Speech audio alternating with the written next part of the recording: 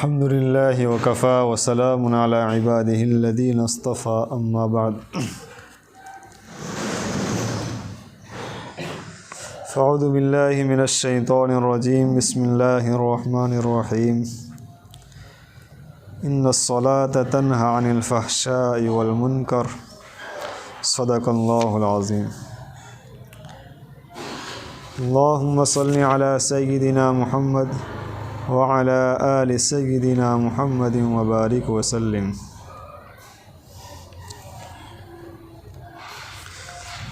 नमाज के फ़राइज़ चल रहे हैं। आज इंशाअल्लाह नमाज ख़त्म हो जाएगी। क़ियाम, रुकू, सजदा सारे मसाइल हो चुके।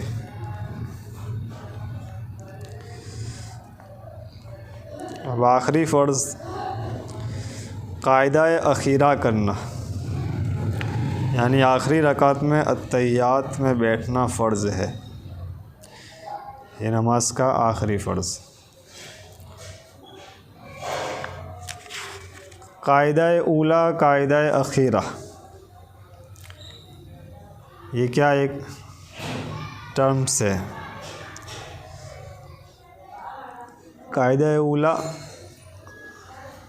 4 रकात वाली अगर नमाज है तो दूसरी रकात पर जो बैठेंगे उसको क्या कहेंगे? क़ाइदा-ए ऊला। और क़ाइदा-ए अख़ीरा जो चौथी रकात में बैठेंगे उसको क़ाइदा-ए अख़ीरा कहेंगे। अब 2 रकात वाली नमाज में तो वही दूसरी पर क़ाइदा-ए अख़ीरा, 3 और 4 वाली में 3 पर क़ाइदा-ए अख़ीरा, 4 वाली में 4 पर क़ाइदा-ए अख़ीरा। ये याद रखें। क़ाइदा-ए ऊला जो है, यानी दूसरी रकात में जो हम बैठते हैं जिसके अंदर तशहुद पढ़ा जाता। दूसरी रकात के अंदर बैठना वाजिब, क़ाइदा करना वाजिब, लेकिन उसके अंदर तशहुद पढ़ना भी वाजिब। 2 चीज़ें हैं। दूसरी रकात के अंदर बैठना भी वाजिब, क़ाइदा करना भी वाजिब, और उस क़ाइदे में तशहुद का पढ़ना भी वाजिब। तशहुद की एक भी लकीर आपने छोड़ दी, सज्दे सहव आप पर ज़रूरी होगा। सज्दे सहव, सज्दे शुक्र वगैरह सारे तरीके तो बता दिए, मसाइल काफ़ी तफसील से आ चुके थे। अब तशहुद जो पढ़ते हैं उसको सुन लीजिए। अत्तहिय्यातु लिल्लाहि वस्सलावातु वत्तय्यिबातु अस्सलामु अलैका अय्युहन नबिय्यु व रहमतुल्लाहि व बरकातुहु। अस्सलामु अलैना व अला इबादिल्लाहि स्सालिहीन। अशहदु अल्ला इलाहा इल्लल्लाह व अशहदु अन्ना मुहम्मदन अब्दुहु व रसूलुहु। अत्तहिय्यातु लिल्लाह, मेरी सारी ज़ुबानी इबादत है, सारी कौली इबादत है, बोलने के मुताल्लिक प्यारे अल्लाह आप ही के लिए। अत्तहिय्यातु लिल्लाह। वस्सलावातु लिल्लाह, सारी बदनी इबादत, फ़िज़िकली सारी के सारी अल्लाह तेरे लिए। वत्तय्यिबातु लिल्लाह, जितनी भी माली इबादत, फाइनेंस वाली, वो सारी की सारी अल्लाह तेरे लिए। यानी नमाज के अंदर जो कहते हैं हम सूरह फातिहा के अंदर, इय्याका नअबुदु, अल्लाह हम तेरी ही इबादत करते हैं, इसको मज़ीद एक्सप्लेन किया। तशहुद के अंदर मज़ीद उसको खोल कर बताया। अत्तहिय्यातु लिल्लाह वस्सलावातु लिल्लाह वत्तय्यिबातु लिल्लाह। मेरे जो भी बोल, मेरे बदन की जो भी इबादत हाथों के ज़रिए हो, पैरों के ज़रिए हो, ज़ुबान के ज़रिए हो, इसी तरह दीनी जो भी शौबे हैं, कहीं भी मेरा दीन के एतबार से पैसा लग रहा है, प्यारे अल्लाह वो आप ही के लिए। और तहियात के अंदर ये सबक दिया जा रहा। अस्सलामु अलैका अय्युहन नबिय्यु व रहमतुल्लाहि व बरकातुहू। यहाँ आका सल्लल्लाहु अलैहि वसल्लम पर सलाम है। जब भी अत्तहियात पढ़ें तो इस जगह पर पहुँचें तो एक आका सल्लल्लाहु अलैहि वसल्लम का तस्वुर आ जाना चाहिए। गोया कि हम अपनी आँखों से देख रहे हैं आका सल्लल्लाहु अलैहि वसल्लम को। अस्सलामु अलैका अय्युहन नबिय्यु, ये नबी जी आप पर सलामती हो, सलाम हो। व रहमतुल्लाह, अल्लाह की रहमतें हो। व बरकातुहू, अल्लाह ताला की बरकत हो आप पर। तो यहाँ पहुँचे तो हमारा दिल, हमारी निगाहें इस तरह हो जानी चाहिए कि गोया कि आका सल्लल्लाहु अलैहि वसल्लम की ज़ात मुबारका मेरे सामने है। अस्सलामु अलैना, हम पर भी सलामती हो। व अला इबादिल्लाहि सालिहीन, अल्लाह तबारक व तआला के नेक बंदों पर सलामती। इससे अंदाज़ा लगाइए कि नेक शख्स की फ़जीलत क्या है। हर शख्स को हुक्म दिया गया कि नेक लोगों पर पाँचों वक्त आपको सलामती भेजना है। इसलिए अल्लाह वाले बिल्कुल सही सलामत रहते हैं, उनको कोई गम, कोई टेंशन नहीं रहता। अंदाज़ा लगाइए नेक लोगों की फ़जीलत। कोई भी शख्स हो, उसकी नमाज ही नहीं होगी अगर ये लफ्ज़ छोड़ देता है वो, अगरचे पूरी अत्तहियात पढ़े।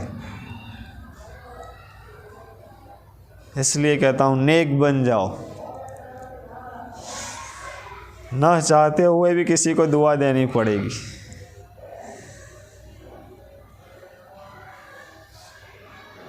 इसी तरह वाला इबादिल्लाहि सालिहीन, नेक लोगों पर तो सलामती हो गई, लेकिन आका सल्लल्लाहु अलैहि वसल्लम ने अस्सलामु अलैना भी कहा है। उसके बाद वाला इबादिल्लाहि सालिहीन कि नेक लोगों पर तो सलामती है ही है, हर एक को ये जुमला पढ़ना ही पढ़ना है, लेकिन हम जैसे गुनहगारों को भी अलैना में शामिल कर लिया। उसके बाद फिर गवाही अशहदु अल्ला इलाहा इल्लल्लाह व अशहदु अन्ना मुहम्मदन अब्दुहु व रसूलुहु।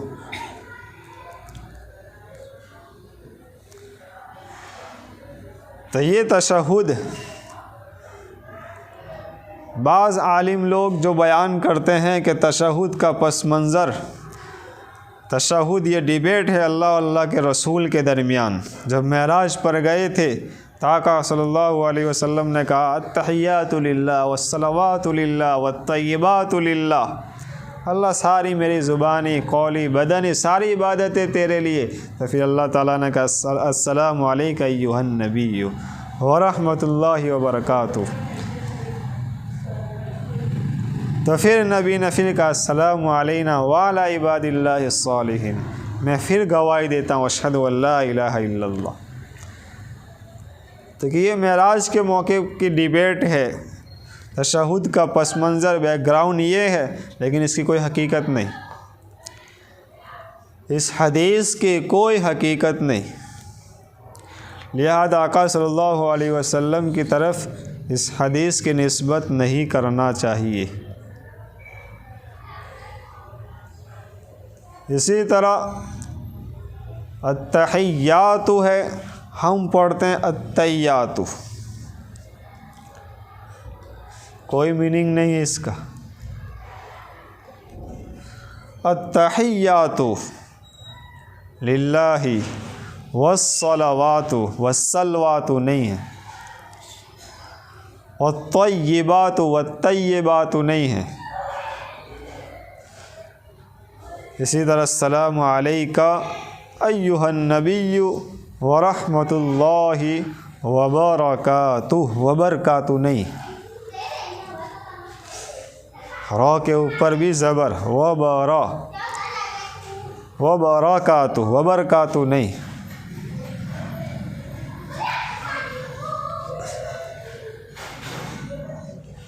तो ये जो बड़ी बड़ी गलतियाँ, इसको नोट करो। एक अत्तहियातु में अत्तहियात पढ़ते हैं, वस्सलावातु वस्सलवात पढ़ते हैं, वत्तय्यिबातु वत्तय्यिबात पढ़ते हैं। अस्सलामु अलैका की जगह अस्सलामु अलैना बोल देते हैं। उसके बाद बड़ी गलती अशहदु अल्ला इलाहा इल्लल्लाह, वहाँ पढ़ देते हैं अशहदु अल्लाह। अशहदु अल्लाह कोई लफ्ज़ नहीं है। अशहदु मैं गवाही देता हूँ। अशद शेर को कहते हैं, असद शेर को कहते हैं, सिंह को। तो असद वल्ला ये कोई लफ्ज़ नहीं। इसी तरह अस्सलामु अलैका अय्युहन नबिय्यु, सलामती हो, सलाम हो ए नबी जी आप पर। तो यहाँ बाज़ लोग धोखा देते हैं तो कि देखो नबी को आपने हाजिर नाजिर माना, तभी तो आपने ये जुमला इस्तेमाल किया अस्सलामु अलैका।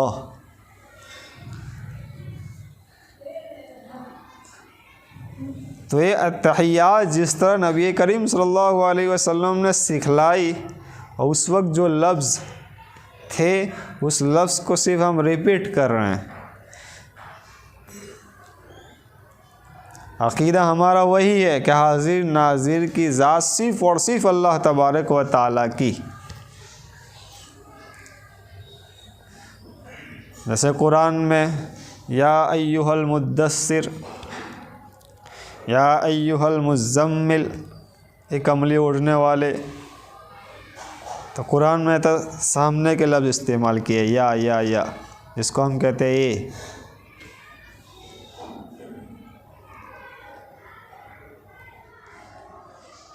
तो असल में अक़ीदा है कि आका सल्लल्लाहु अलैहि वसल्लम को हम हाजिर नाजिर नहीं मानते, बस हम तो जो लफ्ज़ जो आका सल्लल्लाहु अलैहि वसल्लम ने सिखाया उसको रिपीट कर रहे हैं। जिस तरह आप किसी को लेटर लिखो तो उसमें कौन से लफ्ज़ होते हैं शुरू में? मेरे प्यारे।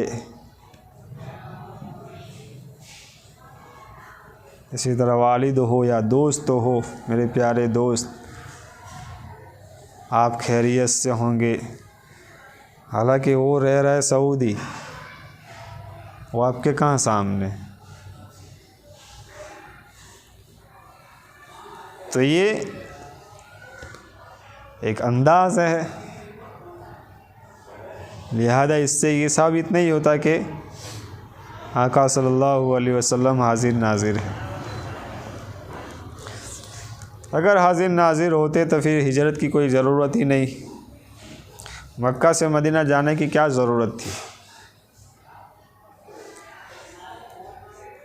एक जंग से दूसरे जंगों में जाने की कहाँ ज़रूरत थी, यहाँ भी तो वहाँ भी। क्यों 10 साल मदीना में रही, 53 साल मक्का में गुजारे।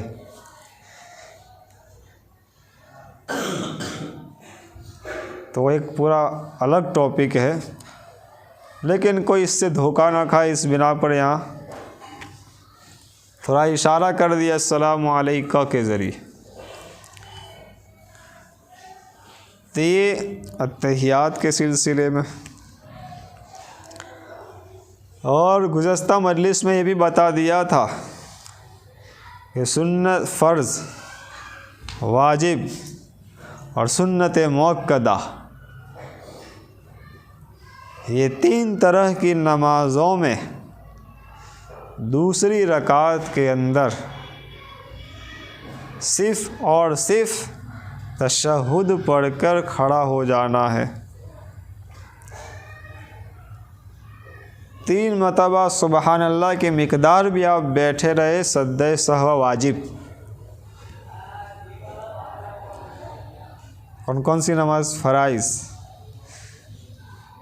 वाजिबात और सुन्नत मुअक्कदा जो दिन में 12 हैं वो। इसके अंदर पहले कायदे के अंदर सिर्फ़ और सिर्फ तशहुद पढ़कर आप फ़ौरन खड़े हो जाएंगे।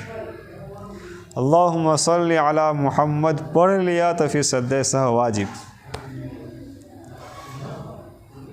हाँ, नवाफिल चाहे जो भी नवाफिल हो, तहज्जुद की हो, इशराक की हो, चाश्त की हो, अव्वाबिन की हो, या नमाज के अंदर जो नवाफिल है वो हो, उसके अंदर दूसरे कायदे में भी पहले कायदे में भी सब पढ़ना अफजल बेहतर, यानी तशहुद के बाद दुरूद शरीफ भी पढ़ना। समझ में आ गई बात? इसी तरह अगर कोई शख्स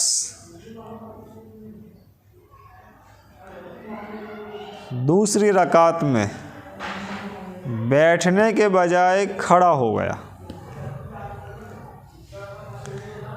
तशहुद में बैठना वाजिब और फिर कायदे में तशहुद का पढ़ना भी वाजिब, दो वाजिबात।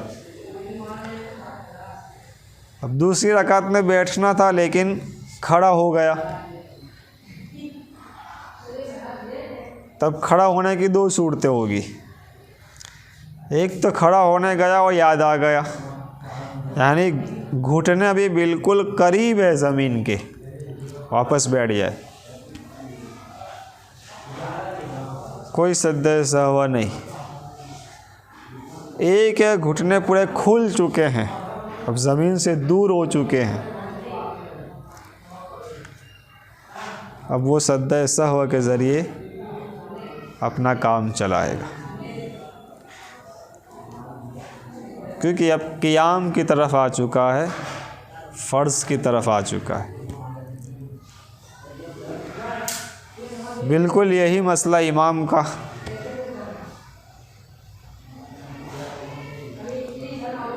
इमाम साहब खड़े हो गए तब मुक्तदी वापस न लाएं, अल्लाहु अकबर का बोलकर गन पॉइंट पर बिल्कुल इमाम को बिठा देते हैं। वापस आता है, फ़र्ज़ से वापस आता है वाजिब की तरफ।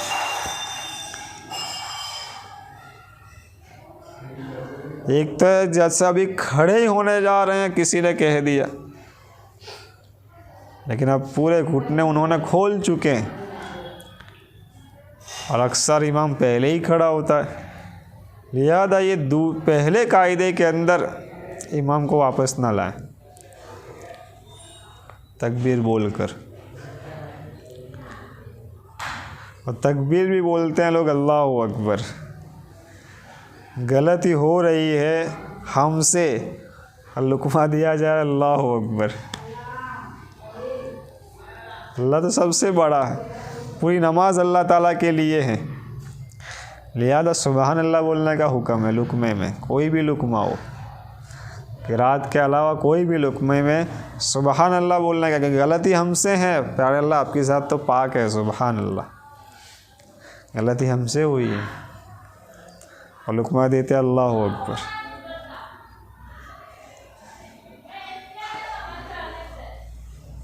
लेकिन अगर दूसरा कायदा यानी चौथी रकात वाला, उसमें इमाम खड़ा हो गया, अब मुक्तदी को हक है कि वापस लाए इमाम को। समझ में आई बात? सजदे में जाने से पहले पहले इमाम को वापस ले आएं। अगर इमाम नहीं आ रहा है, मुक्तदी को इख्तियार है, सलाम फेर दे, अपनी नमाज मुकम्मल कर लें। समझ में आ गई बात? तो पहले कायदे का मसला अलग है, दूसरे कायदे का अलग है।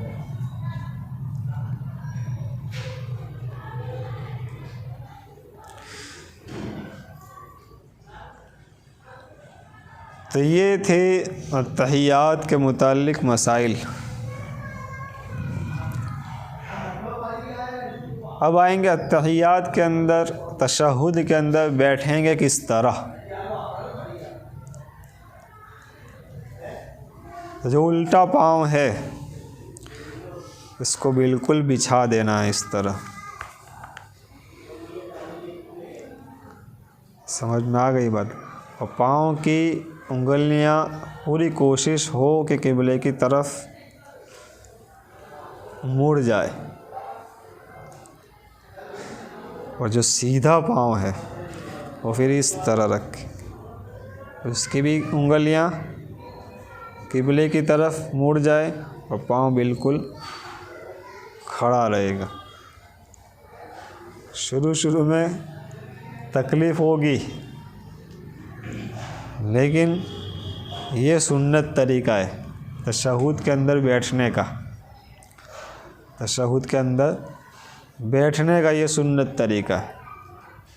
इस तरह जो रखते हैं पैर, एक पैर पर दूसरे पैर, ये भी खिलाफ सुन्नत। उकड़ू जो बैठते हैं वो भी खिलाफ सुन्नत। समझ में आई बात? तो तशहुद में बैठने का तरीका किसको आता है सही? कर तो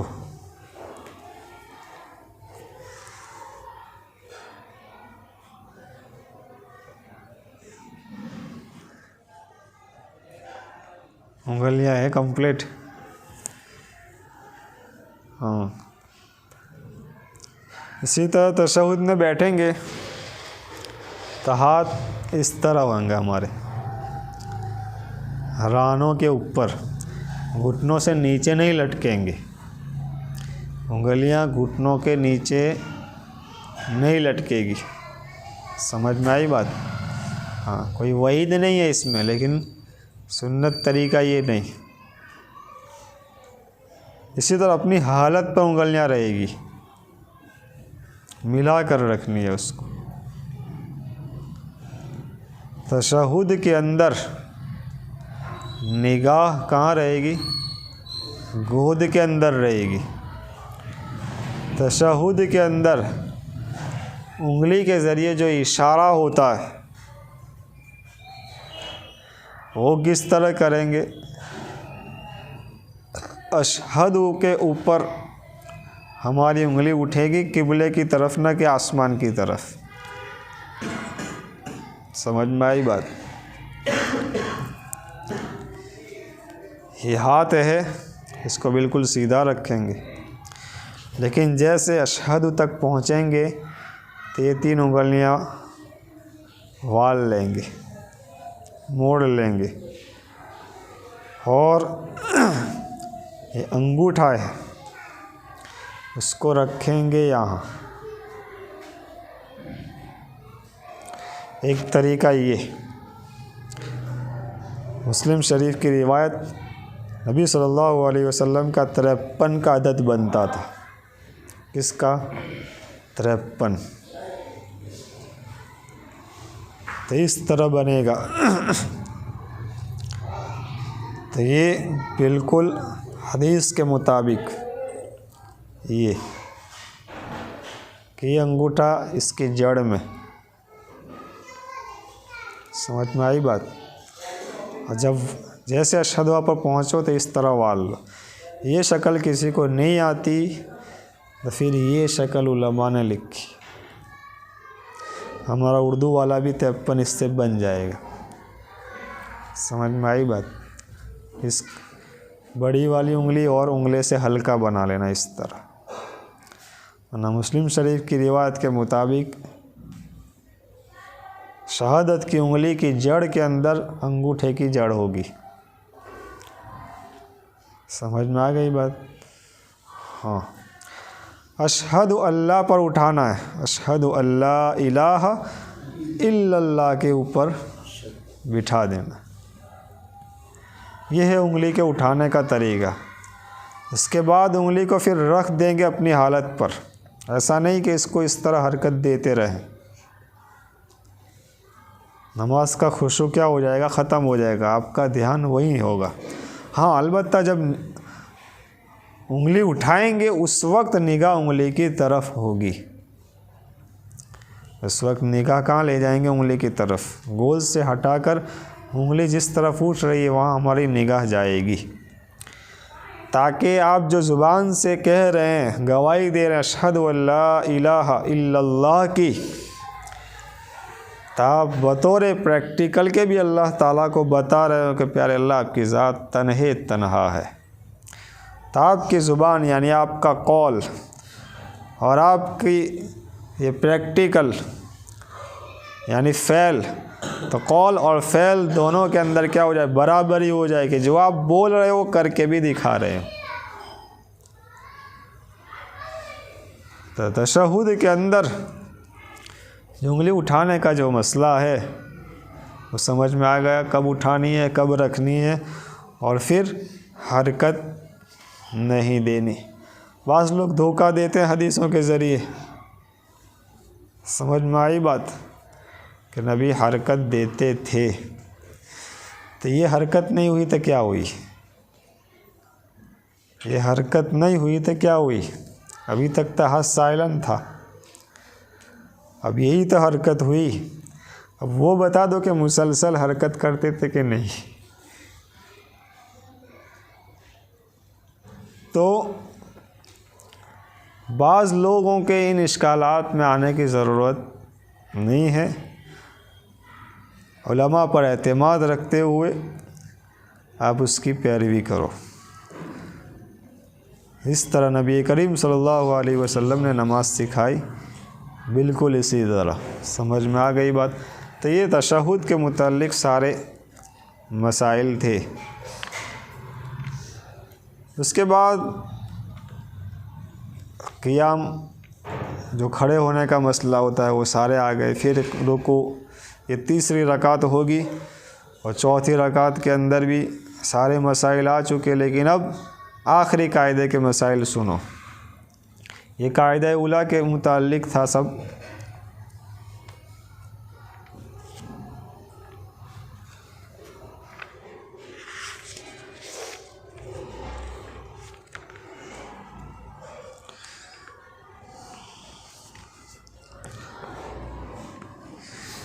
कायदा अखीरा के मुताल्लिक़, कायदा अखीरा में यानी दूसरे कायदे के अंदर भी तशहुद का पढ़ना क्या है? ज़रूरी है। बग़ैर तशहुद के पढ़े नमाज नहीं होगी। तशहुद की मिक़दार तक आखिरी कायदे में बैठना फ़र्ज़ है। बिल्कुल इसी तरह कोई शख्स इमाम के साथ शरीक हुआ, पहले से ही शरीक है, लेकिन वो स्लो पढ़ रहा था या फिर किसी दुनिया में गुम था, अभी अत्तहियात उसकी अधूरी है और इमाम साहब ने सलाम फेर दिया, तो वो सलाम नहीं फेरेगा। वो पहले अत्तहियात को मुकम्मल करेगा, उसके बाद सलाम फेरेगा। क्यों? अत्तहियात का पढ़ना आखिरी कायदे में क्या है? ज़रूरी है, वाजिब है। और इमाम की इक्तिदा करना भी वाजिब। तो वाजिब का टकराव वाजिब से हो रहा है तो कोई मसला नहीं, पहले वाजिब पूरा करो, उसके बाद दूसरे वाजिब की तरफ लाओ। तो इमाम साहब के साथ शरीक होने के मुताल्लिक़ जितने भी मसाइल टकराएंगे उसके अंदर एक उसूल याद रख लो। वाजिब के साथ वाजिब टकराए तो पहले वाजिब को हम मुकम्मल करेंगे। जैसे दूसरे कायदे, पहले कायदे के अंदर सिर्फ़ और सिर्फ अत्तहियात पढ़ा जाता है। इमाम की इक्तिदा भी वाजिब, पहले कायदे के अंदर अत्तहियात का पढ़ना भी वाजिब। अब इमाम साहब खड़े हो गए तीसरी रकात के लिए, आपकी अत्तहियात बाकी है थोड़ी, आपको ज़रूरी है कि आप अत्तहियात पूरी करें, उसके बाद खड़े। वाजिब का वाजिब से टकराव हो रहा है। हाँ, आप सजदे में हैं, आपकी तस्बीह 3 मरतबा पूरी नहीं हो रही, इमाम साहब अल्लाह अकबर बोल दिया।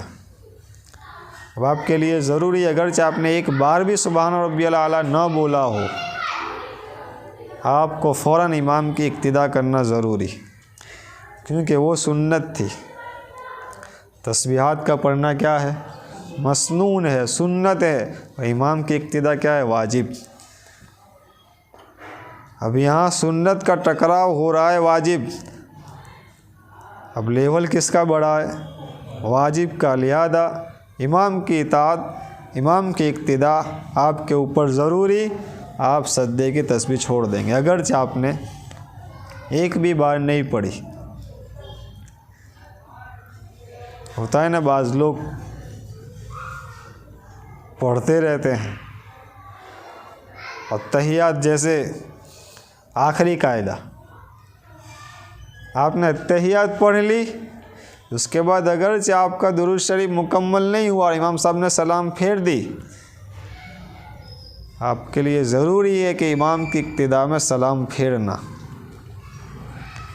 क्योंकि तहियात तक तो फ़र्ज़ और वाजिब था, लेकिन दुआए दुरूद इब्राहिम, दुआए मासूरा, ये मसनून है, ये सुन्नत है, और इमाम की इक्तिदा करना वाजिब।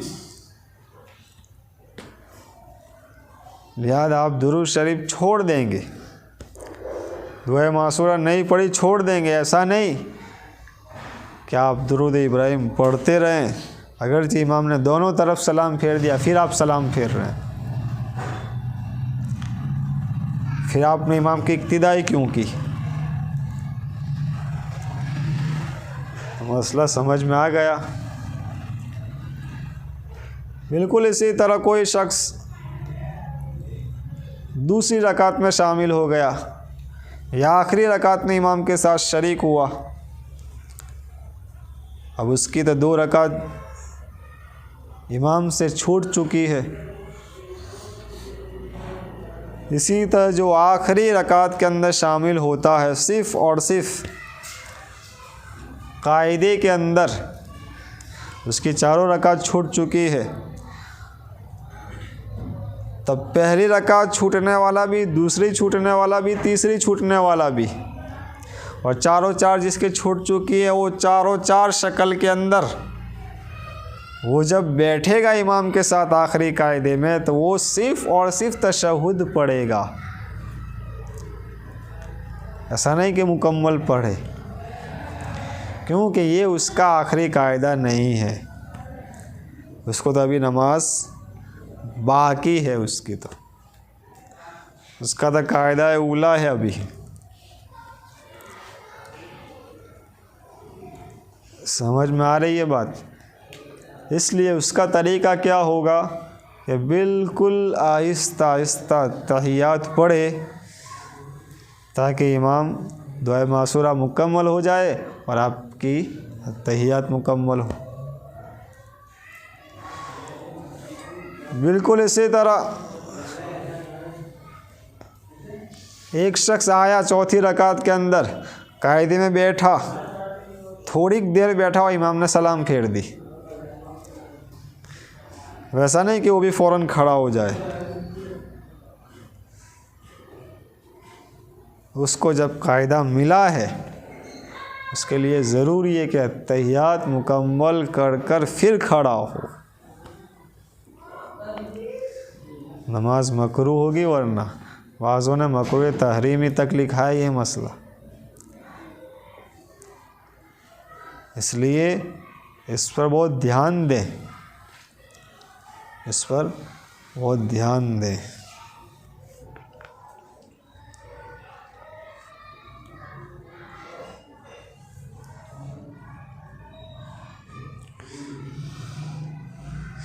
बिल्कुल इसी तरह कायदा अखीरा में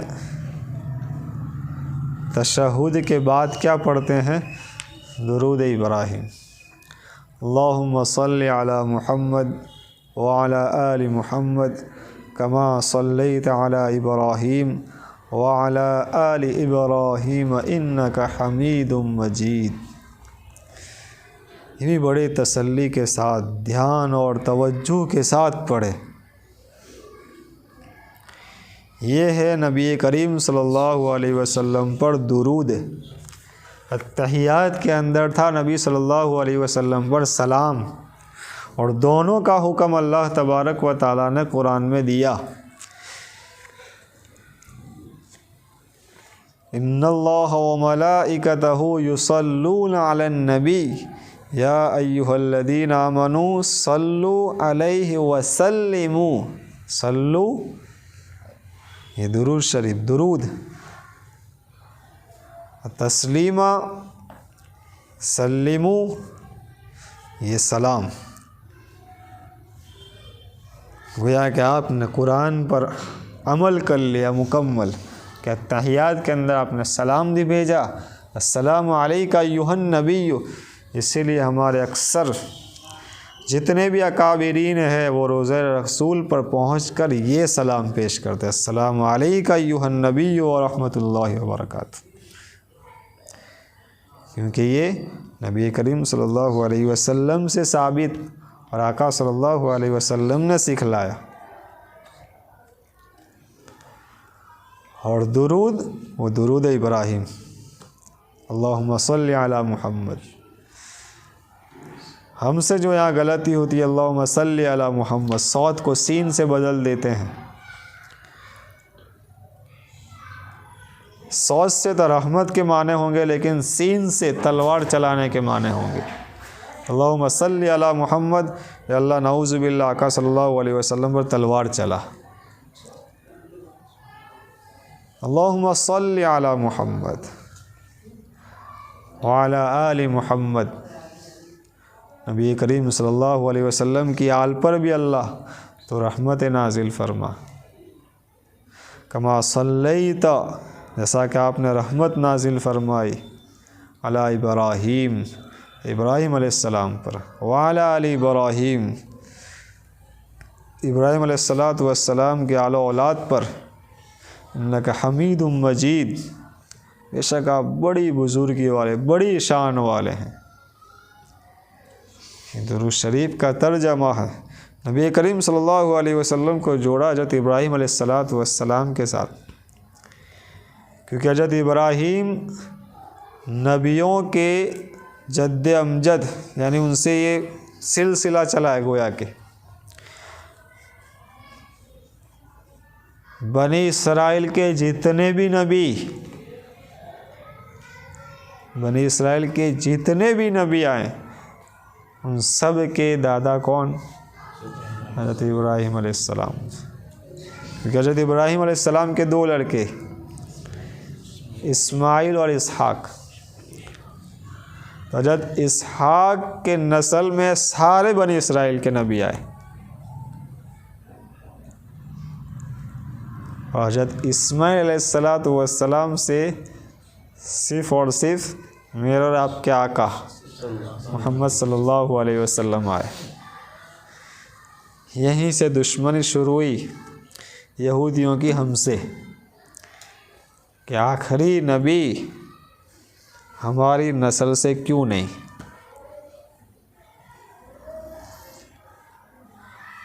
इसी बिना पर मिल्लत इब्राहिम, यानी इब्राहिम अलैहिस्सलातु वस्सलाम की बहुत सारी सुन्नतें आका सल्लल्लाहु अलैहि वसल्लम के अंदर, यानी हमारे इस शरीयत के अंदर, जैसे मूँछें हैं, बाल है, वो सब जो कतरवाना है। सबसे पहले वाइट बाल भी हज़रत इब्राहिम के हुए, उससे पहले नहीं होते थे।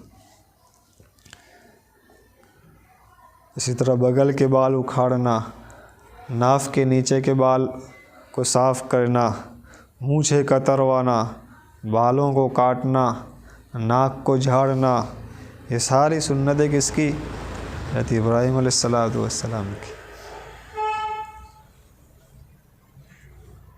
इसी बिना पर दुरूद इब्राहिम के अंदर हज़रत इब्राहिम अलैहिस्सलाम ने दुआ भी की थी, वजाल लिसान सिद्किन आलिया, मेरा ज़िक्र बुलंद रहे। अल्लाह तबारक व तआला ने इसको कबूल फरमाया। ता क़यामत हज़रत इब्राहिम अलैहिस्सलाम का नाम लिया जाएगा, उन पर भी रहमत नाजिल होती रहेगी। इसकी एक बड़ी वजह कि अम्बिया अलैहिस्सलाम के अंदर हमारे नबी के बाद अगर किसी के सख्त तरीन इम्तिहान हुए हों तो वह है इब्राहिम अलैहिस्सलाम।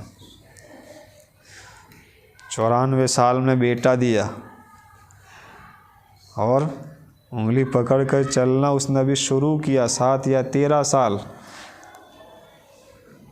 तो फिर क्या एक का एक लड़का, इतनी उम्मीदों के बाद, तो फिर क्या हुक्म दे दिया।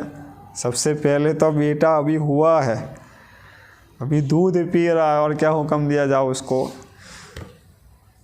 मैदान में छोड़ दो। ऐसा मैदान लक्को दक, कोई पानी का इंतज़ाम नहीं, कोई फल फ्रूट का इंतज़ाम नहीं, कोई दरख्त का इंतज़ाम नहीं, ऐसी जगह में छोड़ कर चले आओ। उस पर भी लब्बैक। फिर थोड़ा बड़ा हुआ तो फिर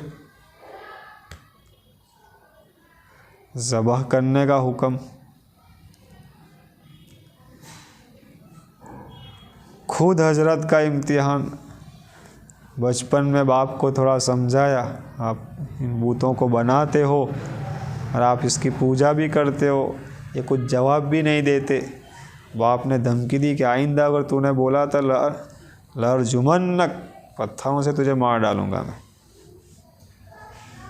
निकल जा घर से। घर छोड़ दिया। कौल सलामुन अलैक, सलाम करके अब्बा को घर छोड़ दिया। फिर गांव वालों की तरफ से फिर तकलीफ़ और सारा इल्ज़ाम, जो बूत तोड़े, और फिर नमरूद के सामने मुकाबला हुआ, आग में फिर कूदना पड़ा 40 दिन आग के अंदर। अब अंदाज़ा लगाओ कितने ज़बरदस्त इम्तिहान है इब्राहिम अलैहिस्सलाम। वइज़िब्तला इब्राहीम रब्बुहु बिकलिमातिन फ़अतम्महुन्ना, ऐसे ही नहीं फरमाया अल्लाह ताला ने। इब्राहिम अलैहिस्सलाम का चंद बातों में इम्तिहान लिया अल्लाह ने और उसमें वो मुकम्मल उतरे। हालांकि सपना था सिर्फ, बेटे को ज़बह करने का रात में सपना देखा था, लेकिन उन्होंने समझ लिया कि नबी का ख्वाब वही के दर्जे में होता है, लेकर चल दिए। तो इस बिना पर दुरूद इब्राहिम के अंदर आका सल्लल्लाहु अलैहि वसल्लम के साथ किस नबी को शामिल किया गया? हज़रत इब्राहीम अलैहिस्सलातु वस्सलाम। कमा सल्लैता अला इब्राहीम व अला आलि इब्राहीम। तो ये दुरूद शरीफ पढ़ते वक्त एक तसव्वुर हो कि आका सल्लल्लाहु अलैहि वसल्लम पर मैं दुरूद पढ़ रहा हूँ, क्योंकि बहुत बड़े एहसानात हैं। हमको तो क्या आका सल्लल्लाहु अलैहि वसल्लम से मोहब्बत। हज़रत मौलाना कासिम नानोतवी रहमतुल्लाहि अलैह, जिन्होंने दारुल देवबंद की बुनियाद रखी, कैसा इश्क रसूल। मदीना जाते तो जूते अपने निकाल डालते थे वो, जब तक मदीने में क़याम रहता आपके पाँव में जूता नहीं रहता था। आप अंदाज़ा लगाओ कितनी गर्म ज़मीन है वो, पाँव की क्या हालत होती होगी। तो अभी फैसिलिटी है, उस ज़माने में सिर्फ 1962 में मेरे उस्ताद कह रहे हैं कि तवाफ़ करने की हिम्मत नहीं होती थी, रेती थी रेती। सबसे पहला आज उन्होंने जहाज़ में जो किया तो हमको कहा कि तवाफ़ करने की हिम्मत नहीं होती थी, खून आ जाता था पेशाब के अंदर, क्योंकि सिर्फ रेती थी बैतुल्लाह गिर्द गिर्द। अब रेती कैसी तपे, वो भी अरब की। तो अंदाज़ा लगाइए इश्क़ रसूल का माँ कासिम नानोतवी से। वो कहते थे कि मुझे ये गवारा ही नहीं कि नानोतवी का गुस्ताखाना जूता, क्योंकि ये नबी के मुक़द्दस ज़मीन कहीं न कहीं नबी के कदम पड़े हुए होंगे, मैं नहीं चाहता कि मेरा नापाक जूता नबी के कदम पर आए।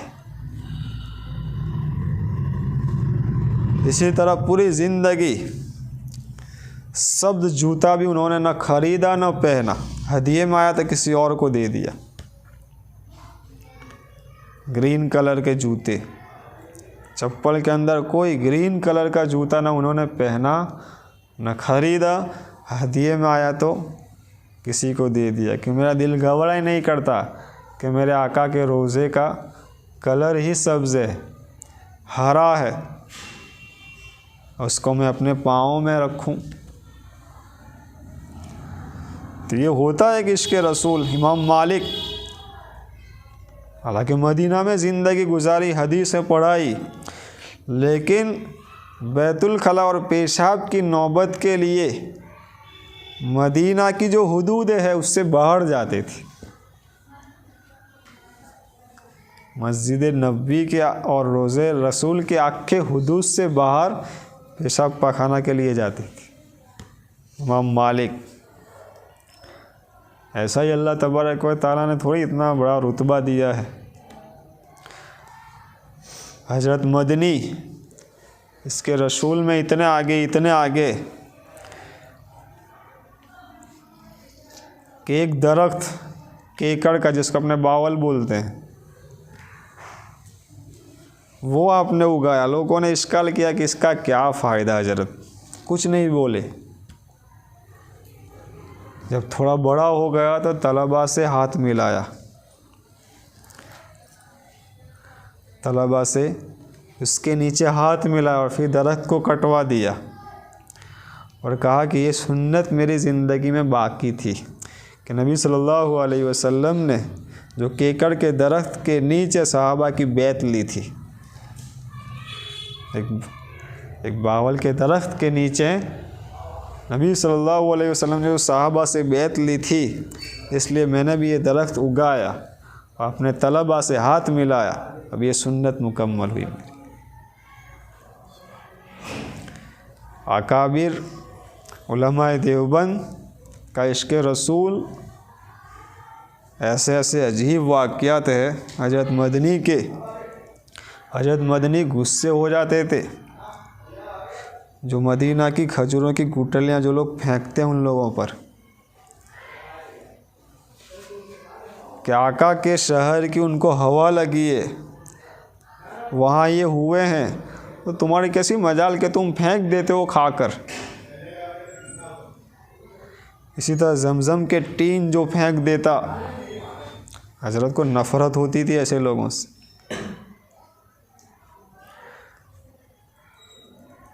हज़रत की आदत थी कि कोई भी अगर कोई मदीने की कोई चीज़ ला कर देता, फ़ौरन आँखों से लगा लेते उसको।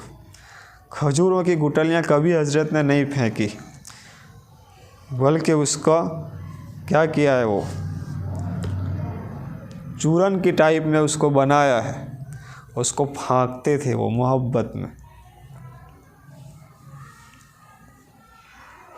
इसी तरह रोज़े रसूल के गर्दो गुबार बाकायदा मंगाते थे और उसको आँखों में सजाते थे। 18 साल रोज़े रसूल पर बैठकर हदीसें पढ़ाई है। कौल रसूलुल्लाह नहीं बोलते थे वो, हादा कब्र रसूलिल्लाह, इस खबर वाला ये फरमा रहा, ऐसा बोलते थे। उसके बाद वहाँ से ही आका सल्लल्लाहु अलैहि वसल्लम ने कहा कि अब आप वहीं रहो, हिंदुस्तान में आपको काम करना है। फिर देवबंद आए। इसी बिना पर ये मदनी ख़ानदान को वहाँ पूरे बागात मिले हुए हैं, ज़मीनें मिली हुई है। मौलाना अरशद मदनी जो है वो उनके लड़के हैं, नहीं, वहाँ हुसैन अहमद मदनी के मौलाना असद लड़के, वहाँ असद के लड़के, वहाँ सैयद अरशद मदनी। अल्लाह ताला ने जो इन लोगों को नवाजा है, ऐसे ही नहीं कि उनके बाप दादाओं की कुर्बानियाँ हैं। पूरे एक बाग का पूरा खर्चा जमीयत में लगता है हजरत का। समझ में आई बात? हमारे चंदों से इतना कहाँ कुछ होता है जमीयत का। सऊदी में जो बागात है हजरत मदनी को दिए हुए, पूरे एक बागात की पूरी कीमत जमीयत में हजरत लगाते हैं। ऐसे ही नहीं 50-50 लाख के केस वो लड़ रहे हैं। तो ये इश्क़ रसूल था उनका। अल्लाह ताला ने उनको आज नस्लों नवाजे हजरत मदनी। तो ये दुरूद शरीफ पढ़ते वक्त कम से कम पूरे दिन में हमारा 100 बार तो दुरूद शरीफ होना ही चाहिए। दुरूद शरीफ जब भी पढ़ो सबसे पहले दुरूद इब्राहिम पढ़ लो, क्योंकि ये सबसे अच्छा दुरूद शरीफ और नबी सल्लल्लाहु अलैहि वसल्लम का सिखाया हुआ। अब उसके अंदर कितनी बरकत है। मन सल्ला अलैहि वाहिदतन सल्लल्लाहु अलैहि अशरन, एक मरतबा जिसने सिर्फ मेरे ऊपर दुरूद भेजा, अल्लाह तबारक व ताला 40 रहमतें उस पर नाजिल फरमाते, 40 गुनाह माफ़, 40 दर्जात बुलंद। कितने बड़े फ़वाइद हैं दुरूद शरीफ के। तो पूरे दिन के अंदर 100 बार तो हमारा दुरूद शरीफ होना ही होना चाहिए। समझ में आ गई बात? हाँ, दुरूद शरीफ के इतने अजीब व गरीब फ़वाइद है कि वक्त नहीं है। अल्लामा सखावी ने जो वाक़ियात लिखे हैं, हज़रत हसन बसरी के पास एक औरत आई, उसने कहा कि मेरी एक जवान लड़की का इंतकाल हो चुका है, अब मुझे उसको देखना है कि उसका क्या हाल है, ताकि मैं अल्लाह ताला का शुक्रिया अदा करूं अगर वो कब्र के अंदर अज़ाब से महफूज है तो, और अगर अज़ाब में है तो मैं इसके लिए इस्तिग़फ़ार करूं। हज़रत हसन बसरी रहमतुल्लाहि अलैहि ने बड़े ऊंचे पाए कि ये ताबी है, यानी सहाबा के पास जिन्होंने पढ़ा उसको कहते हैं ताबी। तो इमाम हसन बसरी रहमतुल्लाहि अलैहि ने कहा उस औरत से कि ईशा के बाद 4 रकात नफल नमाज पढ़ो एक सलाम से, चारों 4 रकात में सूरह फातिहा के बाद अलहाकुमुत तकासुर पढ़ो, चारों 4 रकात में, और उसके बाद बिस्तर पर दुरूद शरीफ पढ़ती पढ़ती सो जाओ। दुरूद शरीफ पढ़ोगी तो तुम्हें नींद आ जाएगी। दुरूद इब्राहिम पढ़ने की ख़ास आदत डालो। उस औरत ने इसी तरह किया। अब उसने जो ख्वाब में देखा तो उसकी नींदें उड़ गई। हाथों में जंजीरें हैं, बेड़ियाँ हैं, पैरों में पूरे पैर जकड़े हुए जैसे मुजरिम के हैं, और पूरे जिस्म पर आग की लपेट है उसकी लड़की पर। हज़रत हसन बसरी रहमतुल्लाह अलैहि के पास आकर उसने वाक़या बयान किया कि मेरी बेटी की बहुत बुरी हालत है। हज़रत ने कहा कि सदका उसके लिए निकाला कर, अल्लाह तबारक व ताला हो सकता है कि उसकी बख्शिश कर दे। उसके बाद उसने सदका निकालना शुरू किया, लेकिन वो औरत तक क्या आती, इमाम हसन बसरी रहमतुल्लाहि अलैहि ने ही ख्वाब देख लिया दूसरी ही रात। वही औरत नूर के मिंबरों पर बैठी है, वो लड़की, और पूरा नूरानी लिबास, हज़रत हसन बसरी लेकिन पहचान नहीं पाए। औरत ने सामने से सवाल किया लड़की ने, आप मुझे पहचानते हो कि नहीं? तो कि मैं उसी माँ की लड़की हूँ जो आपके पास आई थी पूछने के लिए कि मेरी लड़की का क्या हाल है। हज़रत हसन बसरी रहमतुल्लाहि अलैहि ने ख्वाब ही में पूछ लिया कि सिर्फ एक रात के अंदर इतनी ज़्यादा तब्दीली कैसे? अभी तो गुज़श्ता रात ही में तेरी माँ ने कब्र के अज़ाब के सिलसिले में बताया और आज तू नूरानी लिबास में। तो कहा कि आपकी बात सही है, लेकिन एक आशिक रसूल हम जिस कब्रिस्तान में दफन है वहाँ कोई आया, इश्क़ रसूल से बहुत आका सल्लल्लाहु अलैहि वसल्लम से उसको मोहब्बत थी। उसने दुरूद इब्राहिम पढ़ा, दुरूद शरीफ कसरत से पढ़ा और कहा कि अल्लाह ताला इस दुरूद की बरकत से इन सारे मरहूमीन की मग़फ़िरत फ़रमा दे। अंदाज़ा लगाओ दुरूद इब्राहिम का क्या मकाम है। ये हदीस नहीं है, याद रखना, यह औलिया अल्लाह की करामात के वाक़यात जो है इसमें से हैं। तो दुरूद शरीफ दुरूद इब्राहिम का आप अंदाज़ा लगाओ। उसके बाद दुआए मासूरा। दुआए मासूरा आपको अगर कोई दूसरी दुआ आती है, रब्बि जअल्नी मुक़ीमस्सलाति व मिन ज़ुर्रिय्यती रब्बिरहमहुमा कमा रब्बयानी सग़ीरा, इसी तरह रब्बि हबली मिनस्सालिहीन, जितनी भी ऐसी दुआएं कुरान में वो भी पढ़ सकते हैं। समझ में आ गई बात? और फिर दोनों तरफ सलाम फेरना क्या है? वाजिब है। सलाम फेरते वक्त निगाह कंधों पर रहेगी, ऐसा नहीं कि किसकी नमाज गई है उसकी तरफ देखें।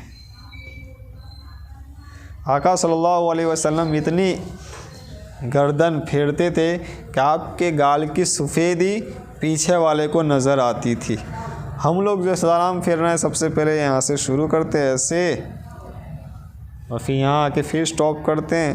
फिर ये सलाम का कोई तरीका नहीं कि फिर यहाँ से बाज़ लोग कहते हैं यहाँ से शुरुआत करो, इस तरह ये होगा वो होगा, ऐसा कुछ भी तरीका नहीं है। सीधे सलाम फेरो। अगर आप दरमियान में बैठे, इधर के सारे मुक्तदी, सारे नेक जिन्नात, सारे फरिश्तों की नीयत करो कि सब पर सलामती हो। इसी तरह आपके दाईं तरफ इमाम आया तो इमाम की भी नीयत, आप उधर बैठे हैं तो इधर इमाम की नीयत, ये मुस्तहब है। समझ में आई बात? सिर्फ सलाम नहीं फेरना है, नीयत करनी है। इस तरह बीच में स्टॉप नहीं है, सलाम फेरा अस्सलामु अलैकुम, ये सलाम का तरीका है। तो ये पूरी नमाज आज इंशाअल्लाह हो चुकी। अब जो नमाज के मुफसिदात है, नमाज को तोड़ने वाली, वो सब चीज़ें बाद में देखेंगे। अब से फिर मुस्तकिल हमारा सबक शुरू होगा। जो एक कुरान की आयत, एक हदीस, एक मसला, ये फ़राइज़ आ चुके थे नमाज के, ये सारे फ़राइज़ हो चुके। ठीक है, अल्लाह तबारक व तआला अमल की तौफ़ीक़ अता फ़रमाए।